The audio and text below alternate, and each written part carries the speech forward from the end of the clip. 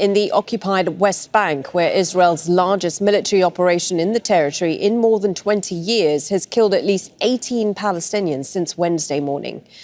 The raids in Palestinian cities and refugee camps are now into their second day, with troops, armoured vehicles and bulldozers involved. It's raising fears that Israel may carry out a full-scale destruction of the territory, as it has done in Gaza.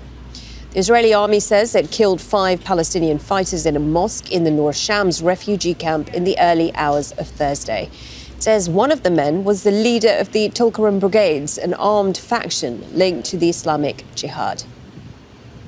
Let's go to Nida Ibrahim. She joins us from Tulkarem in the occupied West Bank. Nida is someone who has lived in the West Bank and has been covering Israeli raids and attacks for a long time. How would you describe these latest attacks, especially the scale and the intensity of them? It's definitely on a different scale, Malin. We are talking about an Israeli raid that targeted 3 locations, all in the north of the occupied West Bank at the same time. Yes, it's been 35 hours. This is not by far the largest and the longest, let's say, time we've seen the Israeli forces raid areas.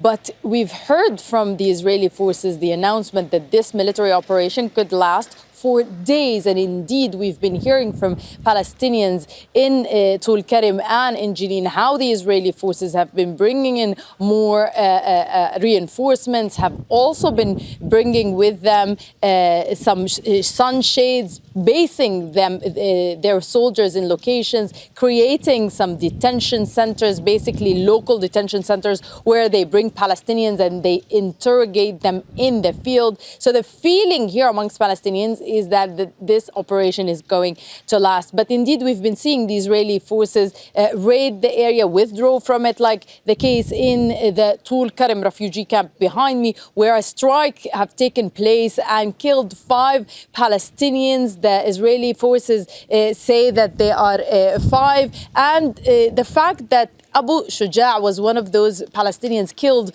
not necessarily in a strike, but he was killed in that operation.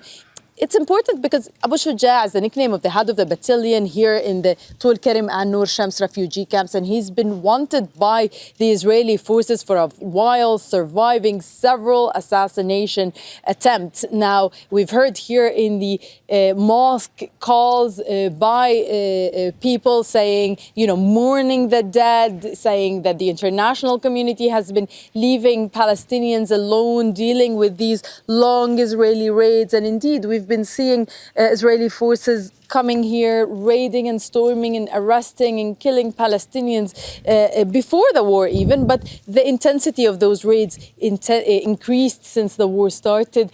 And since the midnight of Wednesday to Thursday, we've seen the numbers of Israeli forces being involved in this raid increase.